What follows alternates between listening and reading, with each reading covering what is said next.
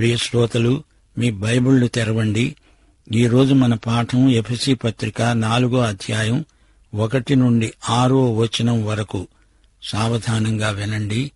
కాబట్టి మీరు సమాధానమనే బంధము చేత ఆత్మ కలిగించే ఐక్యమును కాపాడుకొనటంలో శ్రద్ధ కలిగిన వారై ప్రేమతో ఒకరినొకరు సహిస్తూ, మీరు పిలువబడిన పిలుపునకు తగినట్లుగా దీర్ఘశాంతముతో కూడిన సంపూర్ణ వినయముతో సాత్వికముతో నడుచుకోవాలని ప్రభువును బట్టి ఖైదీనైన నేను మిమ్ములను బతిమాలుకుంటున్నాను. శరీరమొక్కటే, ఆత్మ ఒక్కడే. ఆ ప్రకారమే మీ పిలుపు విషయమై ఒక్కటే నిరీక్షణ యందు ఉండడానికి మీరు పిలువబడ్డారు. ప్రభువు ఒక్కడే, విశ్వాసమొక్కటే, బాప్తిస్మమొక్కటే, అందరికీ తండ్రి అయిన దేవుడు ఒక్కడే. ఆయన అందరికి పైగా ఉన్నవాడై అందరిలోనూ వ్యాపించి అందరిలో ఉన్నాడు. ప్రియ శ్రోతలు, వింటున్నారా? పౌలు అంటున్నాడు, మీకు దేవుని పిలుపు అందింది. పిలుపును బట్టి మీ ప్రవర్తన మారాలి. పూర్ణ వినయం, సాత్వికం మీ ప్రవర్తనలోని పరివర్తనకు రుజువులు. నేను మిమ్మల్ని బతిమలాడుకుంటూ మరీ చెప్తున్నాను. ప్రభువు కోసం ఖైదీనైన నేను మిమ్మల్ని బతిమాలుకుంటున్నాను. ఒకరి పట్ల ఒకరు సహనం చూపాలి. ఓర్పు, ప్రేమ భావము గలవారై ఉండాలి. దేవుని ఆత్మ మీలో సమైక్యత కలిగించాడు. ఈ ఐక్యతను మీరే కాపాడుకోవాలి. సమాధానమనే బంధం మిమ్ములను ఒకటి చేస్తుంది. సమైక్యతాసిద్ధికి మీరు శ్రద్ధతో కృషి చేస్తూ ఉండాలి. క్రీస్తు శరీరం ఒక్కటే, దేవుని ఆత్మ ఒక్కడే. దేవుడు మిమ్మల్ని పిలిచాడు. ఆ పిలుపు వల్ల మీకు నిరీక్షణ కలిగింది. ఒకే పిలుపు, ఒకే నిరీక్షణ, ఒక్కటే విశ్వాసం, ఒక్కడే ప్రభువు, బాప్తిస్మము ఒక్కటే, అందరికీ తండ్రి అయిన దేవుడు ఒక్కడే. మన దేవుడు, మన తండ్రి అందరికీ పైవాడు, అంతర్యామి, అందరిలో వ్యాపించి ఉన్నాడు. ఆయన అందరిలో ఉన్నాడు. శ్రోతలు, ఈ 4వ అధ్యాయం సంఘాన్ని ఒక నూతన పురుషుడుగా చూపుతుంది. ఈ నూతన వ్యక్తి యొక్క మనస్తత్వ చిత్రణ ఇందులో ఉంది. 4వ అధ్యాయం ఎఫెసీ పత్రికలోని మరో ప్రత్యక్షం. గత 3 అధ్యాయాలలో సంఘము అనగా ఎలాంటి నిర్మాణమో చూపబడింది. విశ్వాసి ఈ సంఘంలో నిర్వహించే పాత్ర ఎంతో ప్రాముఖ్యమైనది. విశ్వాసికి పరలోకపు పిలుపు ఉంది. విశ్వాసి యొక్క జీవిత శైలి ప్రత్యేకమైనది. విశ్వాసి ప్రవర్తన పరివర్తనశీలమైనది. విశ్వాసి నడత ఆధ్యాత్మికం. అతని నడక తీరే వేరైనది. విశ్వాసుల సముదాయమే సంఘం. విశ్వాసులందరూ పరలోక పౌరులు. వీరు పరలోకంలో ఉన్నట్లే ఇక్కడ నడుస్తారు. విశ్వాసులందరూ ఒకే శరీరమైతే క్రీస్తే ఈ శరీరానికి శిరస్సు. యేసు పరలోకంలో దేవుని కుడిపార్శ్వమందు సింహాసనాసీనుడు. సంఘ శరీరం ఈ భూమిపై నడుస్తోంది. ఎఫెసీ పత్రిక మొదటి 3 అధ్యాయాలలో సంఘ నిర్మాణము, సంఘము యొక్క పిలుపు, ప్రణాళిక ఎలాంటివో ప్రస్తావించబడింది. ఈ చివరి 3 అధ్యాయాలలో సంఘము యొక్క నడత, సంఘము యొక్క విశ్వాస ప్రమాణము, సంఘం ఎదుర్కోవలసిన సంఘర్షణలు వివరించబడ్డాయి. సంఘం ఒక నూతన పురుషుడు. ఆ తరువాత సంఘం క్రీస్తు వధువు, పెళ్లి కుమార్తె. ఆ తరువాత సంఘం ఒక మంచి సైనికుడుగా, యుద్ధ వీరుడుగా చిత్రించడం జరిగింది. ఎఫెసీ పత్రిక మొదటి 3 అధ్యాయాలలో రూపాంతరపు కొండ అనుభూతి మనకు కలిగింది. కొత్త నిబంధన మొత్తంలోకి ఇది మహాశేఖర బిందువు అని చెప్పవచ్చు. మొదటి 3 అధ్యాయాలను విపులంగా అధ్యయనం చేశాము. 4వ అధ్యాయం నుండి భూమి మీద పాదాలు మోపి నడుస్తాము. ఈ లోకానికి దయ్యం పట్టిందా అన్నట్లు తోస్తోంది. పాపాలు తీవ్రతలో, సంఖ్యలో ఎక్కువవుతున్నాయి. ప్రజలలో దైవభక్తి అంతరించిపోతున్న సూచనలు కానవస్తున్నాయి. కొండమీది అనుభవాన్ని లోయల్లో మనం ప్రయోగించాలి. దేవునికి అనుకూలంగా ఈ లోక సముద్రంలో ఎదురీత ఈదాలి. మనం లోకంలో ఉన్నామన్నమాటే గాని మనము లోక సంబంధులము కాము. ప్రభువే స్వయంగా చెప్పిన మాట ఇది. పాత నిబంధనలో యెహోషువ గ్రంథం ఎలాగో కొత్త నిబంధనలో ఎఫెసీ పత్రిక అలాంటిది. ఎలాగంటారా? వినండి. అబ్రహాము, ఇస్సాకు, యాకోబు, మోషే అనేవారికి దేవుడిచ్చిన వాగ్దానం ఆధారంగా యెహోషువ వాగ్దత్త భూమిలో అడుగుపెట్టాడు. వాగ్దానాన్ని బట్టి ఆ భూమి తనదే. దేవుని వాగ్దానమే యెహోషువ హక్కు. యెహోషువ ఇశ్రాయేలీయులను యోర్దాను నది దాటించాడు. వాగ్దత్త భూమిలోకి వారిని ప్రవేశపెట్టాడు. యోర్దాను దాటటమంటే ఏమిటనుకున్నారు? క్రీస్తు యొక్క మరణము, ఆయన సమాధి, పునరుత్థానాలకు యోర్దాను దాటటం అర్థవంతమైన గుర్తు, సంకేతం. విశ్వాసులమైన మనం వాగ్దత్త భూమిలోకి తేబడ్డాము.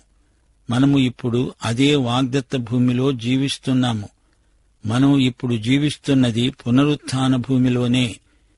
యేసే మన పునరుత్థానం, జీవం. అయితే యెహోషువ ఆ దేశాన్ని స్వాధీనపరుచుకోవాలి. స్వంతం చేసుకున్నప్పుడే దాన్ని అనుభవించగలడు. భూమి పూర్తిగా స్వాధీనమైతేనే పూర్తి ఆశీర్వాద లబ్ధి. యెహోషువ గ్రంథంలో స్వాధీనం అనే మాట కీలక పదం. శత్రువుల వశంలో ఆ భూమి ఉన్నది. అందుచేత ఎన్నెన్నో ఆటంకాలు కలుగుతాయి. వాటితో పోరాడి జయించి భూమిని స్వాధీనపరుచుకోవాలి, ఆక్రమించాలి. దురాక్రమణదారులను తొలగించాలి. ఎఫెసీ పత్రిక 1వ అధ్యాయం 3వ వచనం అంటోంది, దేవుడు పరలోక విషయములలో ఆత్మ సంబంధమైన ప్రతి ఆశీర్వాదము మనకు అనుగ్రహించాడు. దేవుడు మనకంతా ఇచ్చాడు గాని మనం ఆశీర్వాదాలన్నిటినీ స్వతంత్రించుకోవాలి, గెలుచుకోవాలి. యెహోషువ 1వ అధ్యాయం 3వ వచనం దేవుడన్నాడు, నేను మోషేతో చెప్పినట్లు మీరు అడుగుపెట్టే ప్రతి స్థలమును మీకిస్తున్నాను. ఇశ్రాయేలీయులకు దేవుడా భూమిని వాగ్దానం చేశాడు. వారందులో ప్రవేశించే వరకు, దాన్ని స్వతంత్రించుకునేంత వరకు అది వారి భూమి కాజాలదు.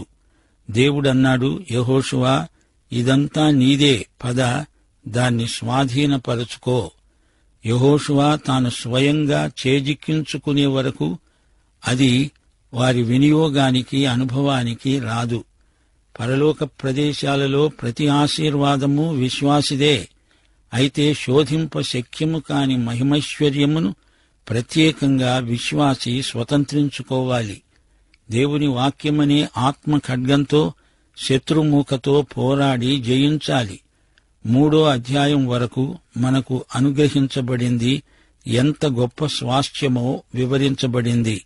పిలుపు గొప్పది. దానికి తగ్గట్లుగా విశ్వాసులు నడవాలి, ప్రవర్తించాలి. సార్వత్రిక అదృశ్య సంఘంలో ఉన్నామని చెప్పుకునేవారు ఏదో స్థానిక సంఘంలో సభ్యులై ఉండాలి గదా. ఇహలోకంలో నేనే సంఘంలోనూ కనబడను అనే వేషధారులు రేపు సార్వత్రిక అదృశ్య సంఘంలో అసలే కనపడరు. అదృశ్య సంఘానికి ప్రతిబింబమై స్థానిక సంఘం సేవ చెయ్యాలని దేవుని చిత్తం. ఎఫెసీ 4వ అధ్యాయం నుండి సంఘము యొక్క ఇహలోక ప్రవర్తన, నడత ఎలాంటిదో చూపబడింది. 4వ అధ్యాయంలో సంఘం ఒక నూతన పురుషుడు. ఈ నూతన పురుషుని వ్యక్తిత్వం, ప్రవర్తన అంతా కొత్తగానే కనిపిస్తాయి. దేవుని వాక్యాన్ని ఈ నూతన పురుషుడు సమయమనక, అసమయమనక సర్వత్రా ప్రకటిస్తాడు. ఈ నూతన పురుషుని నడత వాక్యానుసారమై ఆకర్షణీయమై ఉంటుంది. క్రీస్తునందున్న విశ్వాసుల జీవిత శైలి ఇది. రక్షిత ప్రజానీకాన్ని ఉద్దేశించి పరిశుద్ధాత్మ మాట్లాడుతున్నాడు. నీవు క్రైస్తవుడివి, దేవుని బిడ్డవు కాకపోతే ఈ పత్రికా సందేశం నీకోసం కాదు. క్రీస్తునందలి విశ్వాసము ద్వారా నీవు నీ దేవుని బిడ్డవయ్యావు. క్రీస్తు శరీరంలో ఒక అవయవమయ్యావు. విమోచింపబడిన వారితో ఈ పత్రిక మాట్లాడుతుంది. సత్యవాక్యమును విన్నవారికే ఈ సందేశం అర్థవంతమవుతుంది. నడువు నడువు అని ఎంత మొత్తుకున్నా చచ్చిన మనిషి కదలలేడు గదా, నడవలేడు. చచ్చిన మనిషి మొదట బ్రతకాలి. పాపముల చేత, అపరాధముల చేత మనము చచ్చిన వారమని పౌలు ఇదే పత్రికలో ఇంతవరకు చెప్పాడు. నశించిన వారందరూ అదే మృతస్థితిలో ఉన్నారు. వారిలో జీవం లేదు. వారు జీవచ్ఛవాలు. సేనాపతి సమాధుల తోటకు వెళ్లి పదండి, ముందుకు పదండి అంటూ ఆజ్ఞాపిస్తే పీనుగలు కదులుతాయా? మతాలన్నీ కలిసి ఏకమై నశించే ఈ లోకంతో ఏదైనా గొప్ప కార్యం చెయ్యండి, మీ తడాఖా చూపించండి అంటే ఎవ్వరూ ఏమీ చెయ్యలేరు. వారు బతికి ఉంటే కదా దేవునికి సత్కార్యాలు చెయ్యగలిగేది. నీవు దేవుని బిడ్డవు కాకపోతే ప్రక్కన నిలిచి దేవుని వాక్యం విను, బ్రతుకు. నీవు విశ్వాసివైనప్పుడు నీవేం చెయ్యాలో దేవుడు చెప్తాడు. నీ చేత అదంతా చేయిస్తాడు. దేవుని బిడ్డవై నీవు దేవుని పని ఏదైనా చేయగలవు. తప్పిపోయిన కుమారుడు తండ్రి దగ్గరికి తిరిగి వస్తే తండ్రి పనులు చేయగలడు, తండ్రి చెప్పినట్లు చేయగలడు. తప్పిపోయినంత కాలము నీవు దేవుని దృష్టిలో చచ్చినట్లే, తిరిగి వస్తే బ్రతికినట్లే. పౌలంటున్నాడు, 1వ వచనం, ప్రభువును బట్టి ఖైదీనైన నేను మిమ్మును బతిమాలుకుంటున్నాను. మీరు పిలువబడిన పిలుపునకు తగినట్లుగా నడుచుకోవాలి. విశ్వాసీ, ఇదిగో నిన్నే. దేవుడు నీ కోసం ఎంతో చేశాడు. కాబట్టి నీ ప్రవర్తన విషయము జాగ్రత్త. పౌలు యేసుక్రీస్తు యొక్క ఖైదీ. క్రీస్తునందు పౌలు స్థితి అది. క్రీస్తునందు పరలోక ప్రదేశాలలో స్వేచ్ఛగా ప్రభువుతో విహరించే పౌలు ఇక్కడ చెరసాలలో నిర్బంధంలో ఉండి నేను క్రీస్తు యేసు ఖైదీని అంటున్నాడు. ఆశ్చర్యం! ఎందుకని పౌలు ఖైదీ అయ్యాడు? అన్యులకు సువార్త ప్రకటించినందుకు. మీ పిలుపునకు తగినట్లుగా నడుచుకోండి. పౌలు బ్రతిమలాడి మరీ చెప్తున్నాడు, ప్రాధేయపడి చెప్తున్నాడు. రోమాపత్రిక 12వ అధ్యాయం 1వ వచనంలో దేవుని వాత్సల్యమును బట్టి మిమ్ములను బ్రతిమలాడుతున్నాను అన్నాడు. ఉరుములు మెరుపులతో సీనాయి కొండ మీది నుండి వచ్చిన ఆజ్ఞ కాదు, ధర్మశాస్త్రపు ఆజ్ఞ కాదు, కృప బ్రతిమలాడి మరీ చెప్తోంది. సహోదరులారా, ఇది దేవుని వాత్సల్యపూర్వకమైన హితవు. ధర్మశాస్త్రం కాదు, కృప. మీ పిలుపునకు అనుకూలంగా ఉండాలి మీ ప్రవర్తన. క్రీస్తునందున్న మన స్థితికి అనుగుణంగా నడవడానికి మనము పిలువబడ్డాము. ఇది మన పిలుపు. ఫిలిప్పీ 1వ అధ్యాయం 27వ వచనంలో కూడా పౌలు ఇదే మాట అన్నాడు. నేను వచ్చి మిమ్మల్ని చూచినా, నేను రాకపోయినా మీరు క్రీస్తు సువార్తకు తగినట్లుగా నడుచుకోండి. అందరూ ఒక్క భారముతో సువార్త విశ్వాస పక్షమున పోరాడండి. కొలసీ పత్రిక 1వ అధ్యాయం 10వ వచనంలో పౌలన్నాడు, ప్రభువుకు తగినట్లుగా నడుచుకోండి. అన్ని విషయములలో ప్రభువును సంతోషపెట్టండి. ప్రతి సత్కార్యములో సఫలులవ్వండి. దేవుని విషయమైన జ్ఞానమందు అభివృద్ధి పొందండి. క్రైస్తవ ప్రవర్తన విషయంలో పౌలు తనను తానే మాదిరిగా చూపుకుంటున్నాడు. 1 తెస్సలోని పత్రిక 2వ అధ్యాయం 10వ వచనం, మేము విశ్వాసులైన మీ ఎదట ఎంత భక్తిగా, నీతిగా, అనింద్యముగా ప్రవర్తించామో దానికి మీరే సాక్షులు. దేవుడే సాక్షి. సువార్తకు తగినట్లుగా మన ప్రవర్తన ఉండాలని పౌలు హితవు. క్రీస్తునందలి మన విశ్వాసమే మనము నిజంగా దేవుని బిడ్డలము అనే సాక్ష్యం. ఇదే సాక్ష్యాన్ని ప్రజలు మన ప్రవర్తనలో చూడగోరుతున్నారు. 1 యోహాను 1వ అధ్యాయం 7వ వచనం ఇదే మాట అంటోంది. ఆయన వెలుగులో ఉన్న ప్రకారము మనము వెలుగులో నడిచిన ఎడల మనము అన్యోన్య సహవాసము గలవారమై ఉంటాము.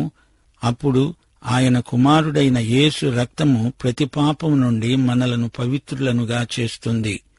వెలుగులో అంటే దేవుని వాక్యపు వెలుగులో మనం నడవాలి. దేవుని వాక్యంలో మనం ఎంత సమయం గడిపేది మన చుట్టూరా అందరికీ ఇట్టే తెలిసిపోతుంది. వెలుగును దాచిపెట్టలేము గదా.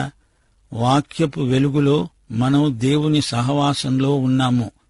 నీ పిల్లలు, నీ ఇరుగు పొరుగువారు, నీ సంఘస్థులు అందరికీ నీ నడత తెలిసిపోతుంది. మనది వెలుగు నడత, ఇందులో దాపరికమేదీ లేదు. నీ నడత అందరికీ కనపడుతుంది. అందరూ చూస్తూనే ఉంటారు. అందరూ చూస్తున్న దానికి నీ ప్రచారం అనవసరం. పౌలు ఎఫెసీయులను ఉద్దేశించి అంటున్నాడు, మీ పిలుపునకు తగినట్లే మీ నడత ఉండాలి. దేవుని కృపావ్యవస్థను అనుసరించిన మన నడతలో విశేషాకర్షణ ఉంది. ధర్మశాస్త్రం కాదిది, కృప. ఇది దేవుని ఏర్పాటు. కృపాయుగానికి తగిన ఏర్పాటిది. ఈ ఏర్పాటును అనుసరించిందే మన జీవిత శైలి. సమాధానమనే బంధము చేత ఆత్మ కలిగించే ఐక్యమిది. ఈ ఐక్యమును మనుషులు కలిగించలేరు, కల్పించలేరు. కాని ఆత్మ కలిగించే ఐక్యమును మనం కాపాడుకోవాలి. సంపూర్ణ వినయముతో, సాత్వికముతో మనం నడుచుకోవాలి. గర్వం, అహంభావం లేని బోధకులు ఈ రోజున మనకు కావాలి. ఒక బోధకుడు ఉండేవాడు, పట్టభద్రుడు, కళాశాలలో ఉన్నత శ్రేణిలో ఉత్తీర్ణుడై వచ్చాడు. కొత్తగా ఆ సంఘానికి కాపరిగా నియమించబడ్డాడు. మొదటిసారి ప్రసంగ వేదిక ఎక్కుతున్నాడు. ఎంతో ఠీవిగా, గర్వంగా ఎక్కాడు. అయితే తాను సిద్ధపడిన ప్రసంగం మరిచిపోయాడు. మంచి ప్రసంగం కంఠతా చేశాడు. అంతమంది జనాన్ని చూచిన కంగారుతో అంతా పూర్తిగా మరిచిపోయాడు. తడబిడబడి తికమకతో దీనుడై ప్రసంగ వేదిక దిగిపోయాడు. అప్పుడొక వృద్ధ విశ్వాసి అతనితో అన్నది, నాయనా, నీవు ప్రసంగ వేదికను ఈ విధంగా ఎక్కి ఉంటే నీవు ఎక్కిన విధంగా దిగి వచ్చేవాడివి గదా. నిజం, దేవుడు అహంకారులనెదిరిస్తాడు, దీనులకు తన కృప అనుగ్రహిస్తాడు. ఫిలిప్పి 2:3 కక్ష చేతనైనా వృథాతిశయము చేతనైనా ఏదీ చెయ్యక వినయమైన మనస్సు గలవారై ఒకనినొకడు తనకంటే యోగ్యుడని ఎంచుకోవాలి. ప్రభువు మహాసాత్వికుడు, దీనమనస్కుడు. నా కాడి మీ మీద ఎత్తుకోండి, నా వద్ద నేర్చుకోండి, నేను సాత్వికుణ్ణి, దీనమనస్సు గలవాణ్ణి అని ప్రభు మత్తయి సువార్త 11:29 అన్నాడు. మనకి రోజున ప్రభువు లాంటి దీన మనస్సు కావాలి. జాతి మత కుల గర్వాలు జాతి బిడ్డలకుండవు. కృపగలిగి గర్వించడం నైతిక వ్యాఘాతమవుతుంది. నేనెంత దీనుణ్ణో చూడండి అంటూ దీనత్వాన్ని ప్రదర్శించేవారు పగటి వేషధారులు. మహాగర్విష్టి ప్రభువు ఎదట నిలిచి ఆయన ముఖంలోకి చూడమనండి. అతనికి శృంగభంగం కాక తప్పదు. తమకు ఆ వరం లేకపోయినా మేము అది చేస్తాం, ఇది చేస్తాం అని ప్రగల్భాలు పలికే విశ్వాసులను ప్రభు ఏం చేస్తాడో ఏమో. దేవుడు తన పనికి తగిన వారిని తానే నిర్ణయించుకుంటాడు. మన స్వశక్తితో మనమేమీ చెయ్యలేమనే వినయబుద్ధి మనకుండాలి. సాత్వికం ఆధ్యాత్మిక బలం. అది బలహీనత అనుకుంటున్నారా? కాదు.